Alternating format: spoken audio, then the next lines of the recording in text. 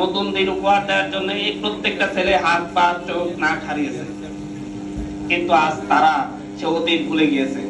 হয়তো যদি হচ্ছে এই ছেলেগুলো এরা যদি হচ্ছে হাত পা না হারাতো, তাহলে হয়তো তারা এখনো দান খেতে থাকতো, কিংবা হচ্ছে কারাগারে থাকতো, কিংবা কন্ডেম সেলে থাকতো।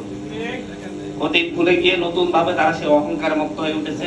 প্রত্যেকেই এই বাংলাদেশ পুনর্গঠনের স্বপ্নে কেউ হাত হারিয়েছে, কেউ পা হারিয়েছে, কেউ চোখ হারিয়েছে, কেউ কোনো না কোনো অঙ্গ হারিয়েছে। আজকে তাদেরকে সেই অঙ্গ হারানোর পরও আজকে আবার প্রতিবাদের জন্য মাঠে নামতে হচ্ছে। এবং কাদের বিরুদ্ধে মাঠে নামতে হচ্ছে?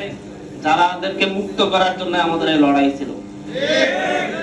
কাদের বিরুদ্ধে? তাদেরকে মুক্ত করার জন্যই, নতুন বাংলাদেশ উপহার দেওয়ার জন্যই, তাদেরকে জিম্মি দশা থেকে আমরা আমাদের অভিযুক্ত বাংলার মুখ্যমন্ত্রী হোসেন শহীদ সোহরাওয়ার্দীর উত্তরসূরি, আমরা শেরে বাংলাকে ফজলুল হকের উত্তরসূরি, আমরা আমাদের মুক্তিযুদ্ধের লড়াইয়ের যে 30 লক্ষ মানুষ জীবন দিয়েছে আমরা তাদের উত্তরসূরি। এই জায়গায় আমাদের প্রফেসর নাজিবুর রহমান ভাই বলেছেন ওনার বাবার পরিচয় না দিতে। আমরা এখানে আমরা কারো বাবার পরিচয় কেউ এখানে রাজনীতি করতে আসি নাই। আমরা প্রত্যেকে এসেছি আমাদের ইতিহাসের উত্তরসূরি হিসেবে, ইতিহাসের ধারাবাহিকতায় আমরা আজকে রাজনীতি করতে এসেছি। আমাদের মনে হয়েছে এই দেশের পথ হারানো রাজনীতির হাল আমাদের ধরা উচিত, এবং এই প্রজন্মের হাল ধরবে জাতীয় নাগরিক পার্টি এনসিপি।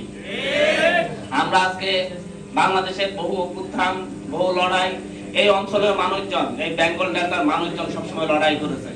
আমাদের এই অঞ্চলকে, বাংলা অঞ্চলকে, আমাদের এই বাংলাদেশকে সবসময় এত ছোট করে দেখা হয়েছে যে হচ্ছে এই বাংলাদেশে রবীন্দ্রনাথ নাই, অথচ রবীন্দ্রনাথ গীতাঞ্জলি লিখে নোবেল পেয়েছেন, অনেক বড় সাহিত্যিক হয়েছেন, কিন্তু তিনি সেখানে ব্রিটিশদের তোষণ করে নোবেল পেয়েছেন। কিন্তু আমাদের এই ভূখণ্ডের কিন্তু হচ্ছে কাজী নজরুল আছে।